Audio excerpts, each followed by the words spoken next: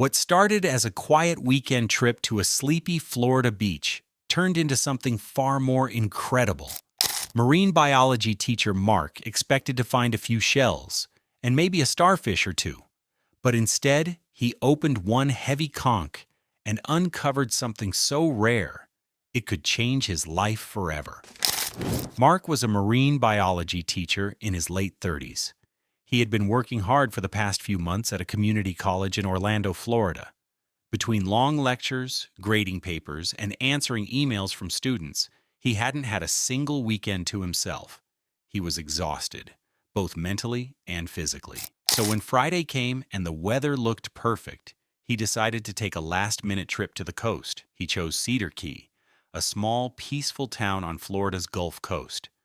It was about a 2.5-hour drive from Orlando, far enough to feel like a getaway, but close enough to reach without much planning. Cedar Key wasn't a place for tourists looking for busy beaches or big hotels. It was quiet, simple, and surrounded by nature. That's exactly what Mark wanted. He packed light, just a weekend bag, some clothes, and his snorkel gear. He also brought along a small notebook and a waterproof camera. His plan was to swim in the shallow waters near the shore, explore the seagrass beds, and maybe collect a few interesting shells or marine samples. These would be useful for his next biology lesson. He always liked bringing real-life examples to his classroom. When he arrived at Cedar Key, the sun was beginning to set. The sky was orange and pink, and the air smelled like salt and seaweed.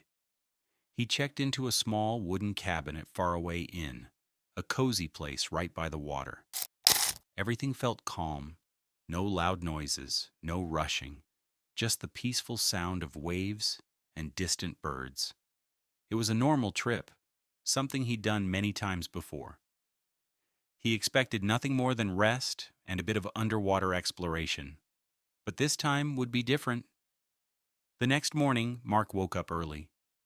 The sun had just risen, and the sky was soft with colors of yellow and blue. The air was cool and fresh, and the sound of gentle waves welcomed him. After a light breakfast, he grabbed his snorkel gear, camera, and mesh collection bag, then headed down to the shore near Airport Beach, one of the quieter spots on Cedar Key. The water was clear and shallow. Mark slowly walked in, letting his body float as he swam out a little further. Below him, the seafloor was covered in patches of seagrass, small rocks, and scattered shells. It was peaceful. He carefully searched the bottom, looking for anything interesting to show his students. Maybe a sand dollar, a sea urchin, or a small crab. After about 40 minutes of swimming and collecting, something caught his eye. Near a group of rocks about 10 feet from the surface, he noticed a large conch shell, bigger than any he had seen that day. It was slightly buried in the sand and wedged between two rocks. He dove down and pulled it loose. As he held it in his hands, he could feel that it was much heavier than the others in his bag. It felt solid and dense.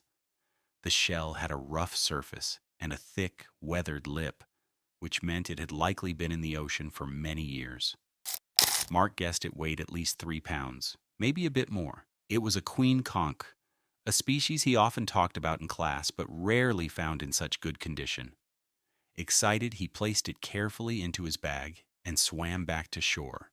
He planned to clean it up and use it as a display model in his classroom, a great example of a mature queen conch shell.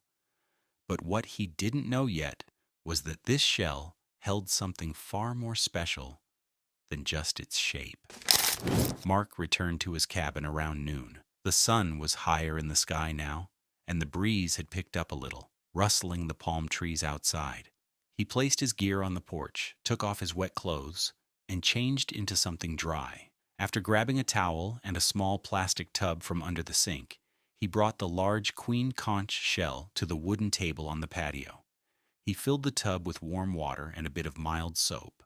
Slowly, he dipped the shell in and began to scrub away the sand, algae, and small sea creatures that had attached themselves to the surface. The shell was tough and heavy, with shades of pink, orange, and pale yellow underneath the dirt. He used an old toothbrush to clean around the lip and spirals. As he cleaned, he noticed that something felt strange. The shell was unusually heavy, even for its size. He tapped it gently and felt a thick resistance. Most empty shells were lighter and echoed when you tapped them, but this one felt full. Maybe there's still tissue inside, he said aloud to himself. He went inside to get a pair of gloves and a dull knife. If the conch was still alive, he needed to remove the soft tissue carefully and respectfully. He had done this before during his college years, when studying mollusks in labs. Wearing gloves, Mark gently inserted the knife into the opening of the shell. With slow movements, he loosened the muscle attached inside. After a few minutes of work, he was able to pull out the soft body of the conch. He placed it on a clean tray and looked at it closely.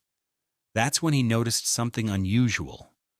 Along the soft mantle tissue, there were small round lumps, more than he had ever seen on a conch.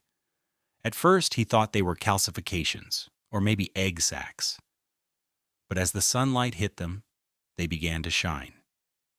Not in a dull way like stones. They sparkled softly like little drops of light. He leaned in closer, surprised. Wait a second. He counted them one by one. There were 21 small, round pearls, each about the size of a pea or smaller. Most of them were light pink or white, with a smooth texture. A few were a soft peach color, and 3 of them had a rich golden hue. Unlike anything he had seen in real life before, Mark's eyes widened. He knew conch pearls were real, but he had never seen them in person, and never this many inside one shell. He carefully placed the tissue and pearls back into the tray, covering them lightly with a clean cloth. His heart started beating faster. Was this real? Could these be natural queen conch pearls? If so, this was a rare and valuable discovery. Not just in terms of money, but in science and teaching. He needed answers. But for now, he sat there quietly, staring at the pearls in awe. Tomorrow, he would visit the local marine center to find out more. But tonight, he was simply amazed.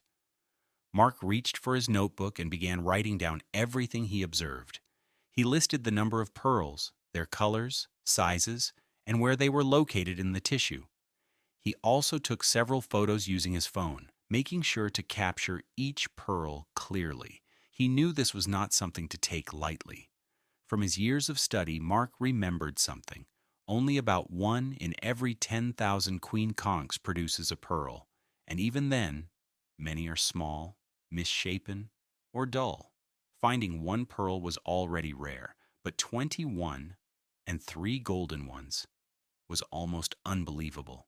This has to be something special, he whispered to himself. The next morning, Mark woke up early. He had barely slept the night before. His mind kept thinking about the pearls. Were they real? Were they valuable? He needed answers from someone who truly knew about conch pearls. He packed the pearls carefully into a small padded container, making sure they were clean and safe. Then he got into his car and drove about an hour south to the Florida Marine Research Center in Crystal River, a well-known place for studying ocean life and rare sea discoveries. When Mark arrived, he met with Dr. Elena Ramos, a senior marine specialist who had worked with queen conchs for over 15 years. She welcomed him kindly and led him into her lab. Mark placed the container on the table and slowly opened it. Dr. Ramos leaned in closely, wearing gloves, and using a small light to inspect the pearls. She picked up a few, turning them gently in her hand. "These," she said with a smile, "are definitely real queen conch pearls." She explained that queen conch pearls form inside the soft tissue of the conch and are very rare. Most conchs don't produce pearls, and even when they do, the pearls are often small, misshapen, or dull in color. She continued, "The white and light pink pearls you have are beautiful. Each of those could sell for $100 to $500, depending on their size and shine. The peach-colored ones are rarer. Those can be worth up to $1,000 each." Then she paused and held up one of the golden pearls.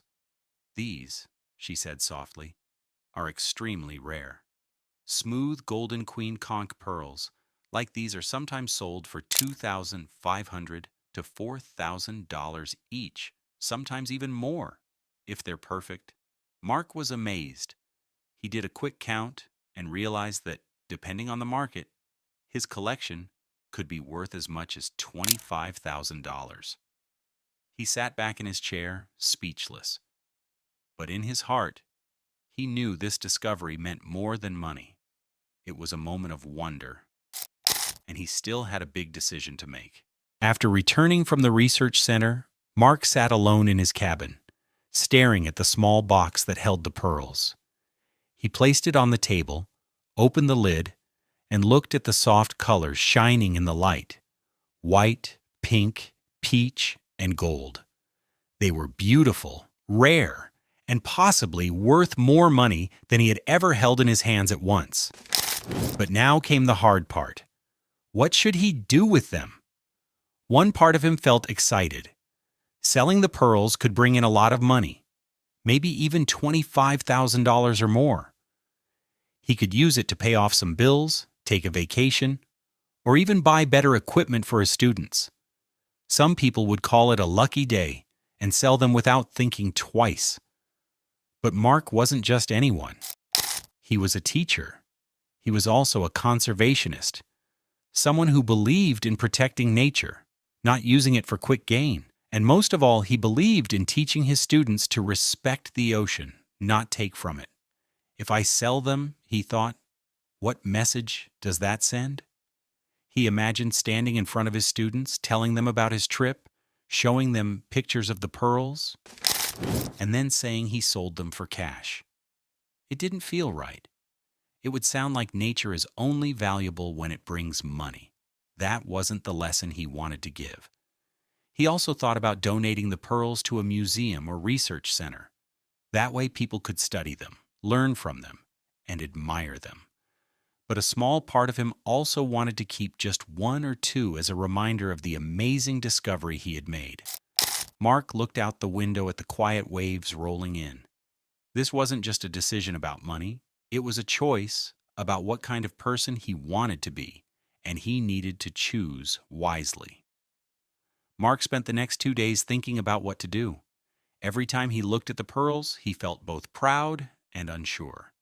They were a rare gift from the sea, and he knew their value, not just in money, but in meaning.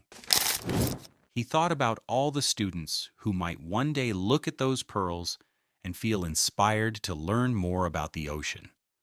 Finally, after much thought, he made his decision. Mark drove back to the Florida Marine Research Center in Crystal River. He met again with Dr.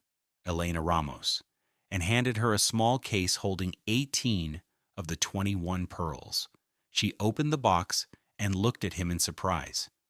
"You're donating them?" she asked. Mark smiled.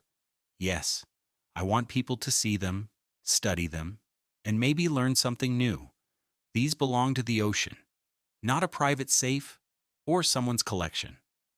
Dr. Ramos was deeply moved.